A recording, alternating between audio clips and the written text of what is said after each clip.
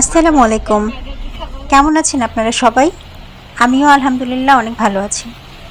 আজকে আপনাদের সাথে শেয়ার করব জীবনে ১ম টাইগার পার্ক ভ্রমণের অভিজ্ঞতা। আসলে টাইগারকে নিয়ে যে পার্ক বানানো যায় বা এরকম কিছু আছে এটা তো আমাদের মাথাতেই ছিল না। এর অভিজ্ঞতাটা দারুণ ছিল। তো ভেতরে প্রবেশ করেই এই যে যত সব অ্যাক্টিভিটিসের ছবি দেয়া ছিল আমরা ভাবছিলাম যে না জানি কি দেখব। তো রাইতা রেহান একটু এক্সাইটেড ছিল।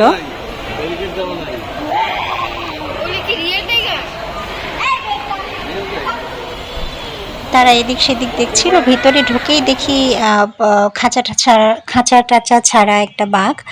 আর তারপরে এইভাবে আমাদেরকে টিকিট কেটে হাতের মধ্যে স্টিকার লাগিয়ে ভেতরে যাওয়ার অনুমতি নিতে হয়েছিল। তারপরে যে যার মতো করে খুব সুন্দর করে আমরা দুরু দুরু মনে টাইগার পার্কের ভিতরে ঢুকে গেলাম। আর ভিতরে গিয়ে দেখি চারিদিকে বাঘ আর বাঘ। জায়গাটা অনেক সুন্দর পরিপাটি করে সাজানো গোছানো। আর দুই ধার দিয়ে বাঘের খাঁচা, প্রত্যেকটা খাঁচায় একটা করে বাঘ, কোনোটাতে দুইটা। বাঘগুলো ছোট সাইজ থেকে শুরু করে মিডিয়াম সাইজ, এমনকি বড় সাইজেরও ছিল। যেদিকে তাকাই শুধু বাঘ বাঘ আর বাঘ। দেশি বিদেশি নানা পর্যটক ভিড় করছিল সেখানে। তো এই বাঘের মধ্যে অনেকেই আবার ঘুমাচ্ছিল, কেউ জেগেছিল, কেউ পায়চারি করছিল।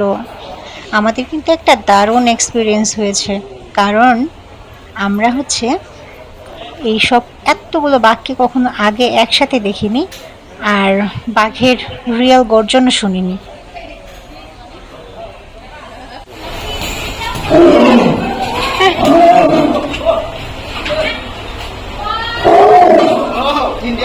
Indian food.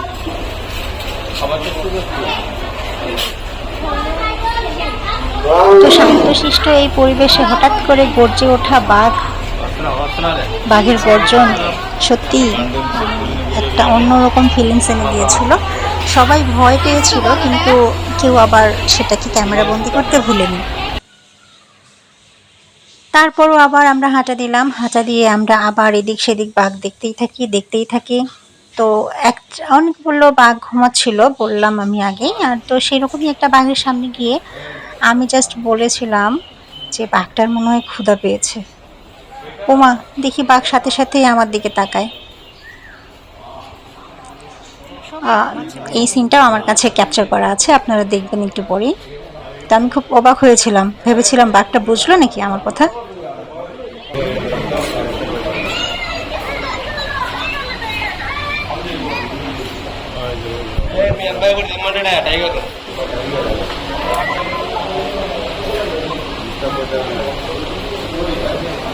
একে খেতে দেয় নাই, আর পেট খালি।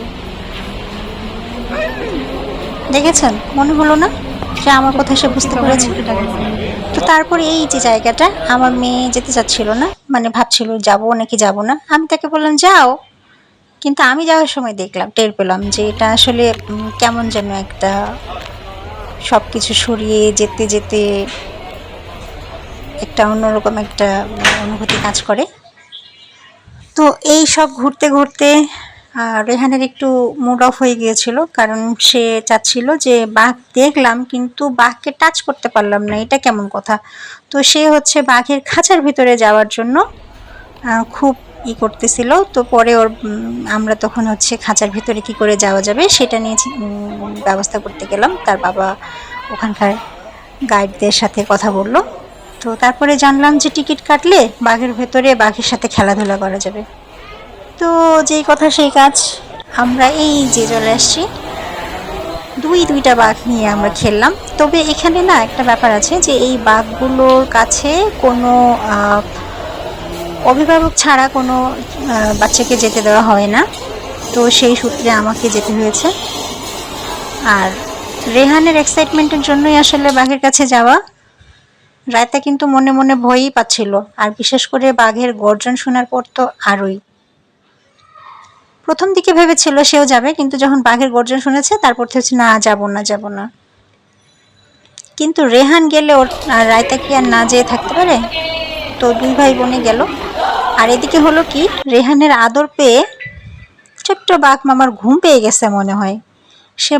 সে আদর পাওয়ার পর তার বিছানায় গিয়ে শুয়ে পড়ে আরো গায়ে এলিয়ে দিল, যেন রেহান আরো ভালো করে আদর করে দিতে পারে। দেখেছেন কত কিউট করে শুয়ে আছে।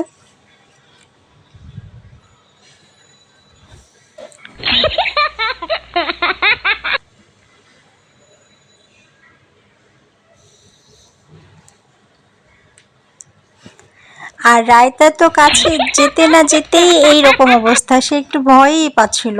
তো আমরা যতটা বাঘকে আদর করে বাঘকে নেড়ে চেড়ে মজা পেয়েছি, রায়তাও মজা পেয়েছে, কিন্তু আমাদের মতো অত স্বতঃস্ফূর্ত হতে পারেনি।